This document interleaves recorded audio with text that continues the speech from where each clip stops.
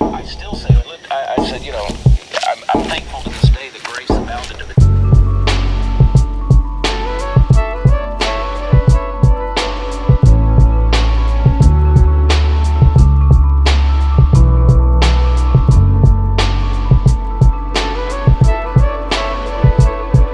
What's up, guys? It's Alex, and today I've got a pretty cool video for you guys. Got the old kayak out. We're gonna go see what we can get done today. Today's video is gonna be pretty interesting because we've had a ton of rain. I mean, and it has just been really, really rough here in East Tennessee, and it's also hot. And when I say hot, I mean like Alan Jackson, hotter than a hoochie coochie. Freaking Satan's balls hot outside. I really needed to get up a lot earlier this morning and get after it a lot sooner than I am right now to kind of avoid this heat. But it was 98 yesterday. It's gonna be like 98 again today. Tomorrow it's supposed to be 100, and the deal is it's 100% humidity, so it just makes it so much worse. But we're gonna see what we can get done today. I'm gonna start out with a wacky rig, a frog. I got a whopper plopper. I got a flipping bait. I got a little bit of everything. I mean, I definitely can't stick to one thing, but the wacky rig has been seeming to work a lot lately. I've been talking to some guys. I got my butt handed to me a couple days ago in a kayak tournament with the wacky rig. So I'm gonna start with that wacky rig. I'm gonna switch in between it and the frog, and hopefully the sun will stay in just a little bit like it is. It's kind of peeking in and out. It's been kind of cloudy. It's been kind of foggy. It'll probably burn off really, really quick here in just a little while as soon as it warms up more than it is right now. But we're gonna piece this thing together. We're gonna see what we can get done, and hopefully you guys will enjoy today's episode. All right, guys, well, I made it down to my first spot. I'm gonna start out with just a wacky rig Cinco in black. This is the 4-inch version, a little #1 owner octopus hook, 7-foot G-Rod Game Changer, and my Lose Mach 2 speed spin. And we're gonna see what we can get done.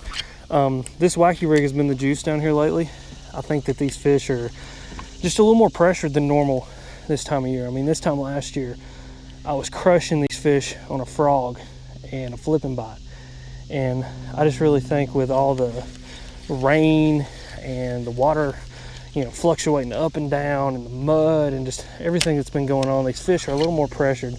And so they're wanting to eat something that's just a little more subtle. And that wacky rig is the definition of subtle. I think another thing that's important is hanging that bait in their face, and that weightless Cinco, the way it just kind of flutters down, is really one of the most perfect presentations to have something hang in a fish's face. Another good alternative would be a drop shot.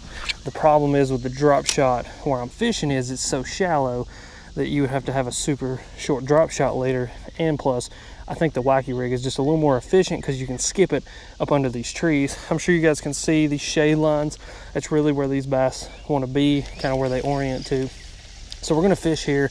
My good stuff, my juice stuff, there was some people on it. Luckily not bass fishermen, but striper fishermen. So we're gonna let them fish through there and get out of the way, and then we're gonna go back to the juice and see if there's any fish sitting in those shade lines. But this can also be a really good spot, and I'm hoping I can pick me up a few right here. I may pick up that frog too and throw it a little bit just to see if I can get a blow up in that shade line, because I mean, frog fishing on a shade line, why not?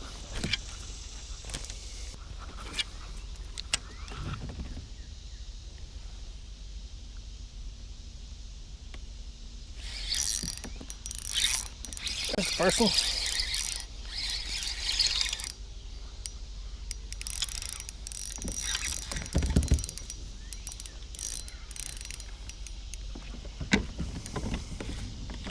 Oh my word. Okay, that's a dadgum big one.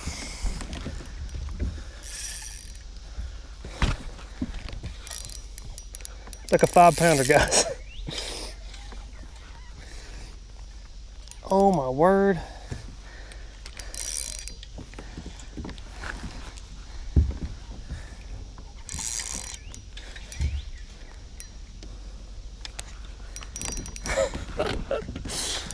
Oh, that is so much fun. Oh. What a a freaking dandy. All right, guys, let's take a look at this beauty. Come here, sweetheart. Wow. Look at that freaking chunk nasty. Oh, that is so much fun. Good hook right on top of the mouth. And this is exactly what you want when they eat that wacky rig. I did lose my Cinco, but hey, that's okay. That is a good way to start today. Right there. That is so much fun. Look at that chunk. Let's see how long this one is real quick.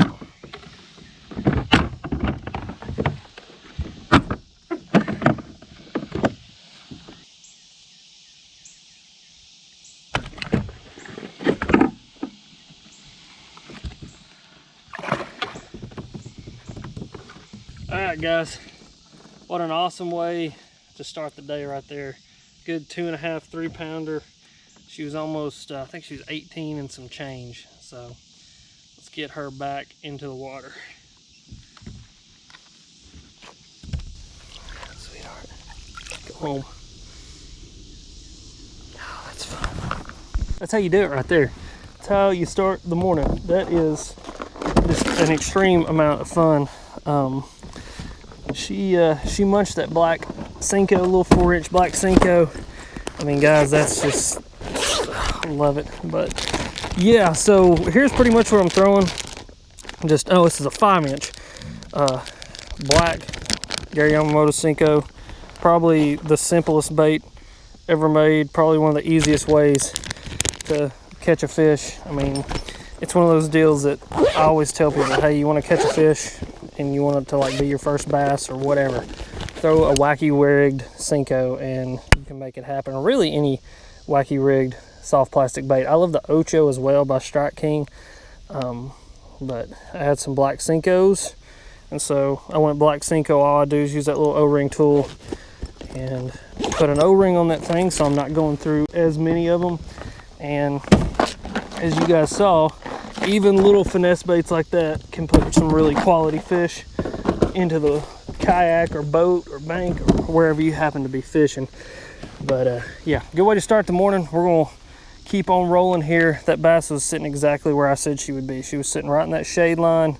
She was using that shade kind of as a ambush point, as a cover point. Another thing about where she was sitting, which is pretty cool, is there's a bunch of wood in the water right there. So it's just another reason why she's sitting there. A lot of wood, a lot of shade, a lot of cover, and that little Cinco came skipping in there, and it was just an easy meal for her. For what the Cinco represents, I'm still not sure. I think a lot of the times just a dime bait fish, a slow moving crawdad, a dime bluegill. I mean, it looks like 1,000 different things. Just that shimmy on the way down, the way it hangs in their face. It's just a tool to catch big fish. So yeah, we're gonna keep on going. The striper guys have moved past my juice, but I want to fish this area really good to make sure that there's not another big one sitting there just like her.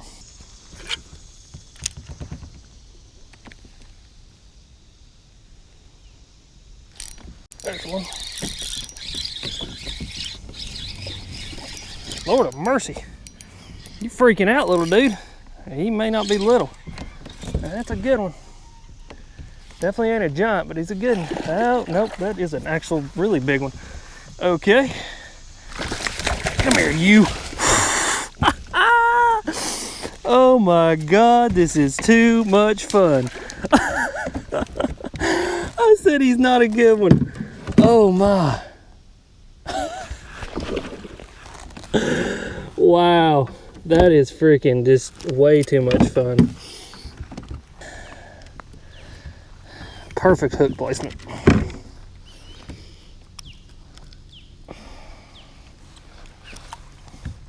at that one, guys.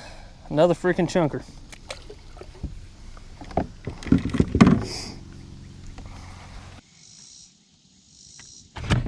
You little asshole.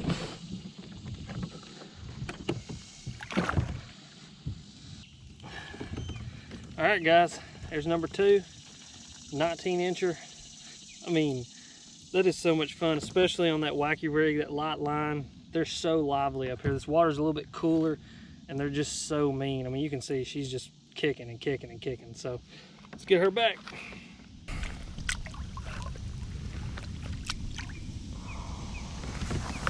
Well guys, I'm pedaling back. I didn't really have a whole hell of a lot of time to fish to begin with.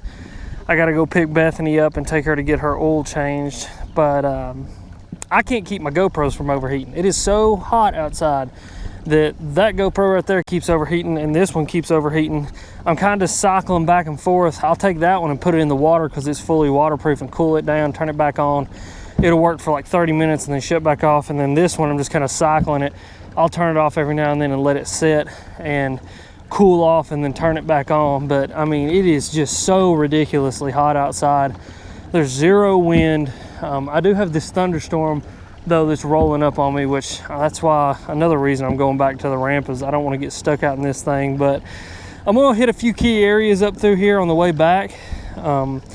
See if I can get that third fish into the kayak before we have to get out of here. But the wacky rig did work for me today. I mean, I really cannot believe that I don't throw that thing more than I do, but it is a tool that I neglect a lot because I freaking hate finesse fishing. I am such a power fisherman. You guys know that. I want to catch them on a frog and a swim jig, bladed jig, flipping, that kind of stuff. But sometimes you just got to slow down and throw that wacky rig on these pressured fish because that is the only way you're going to get a bite.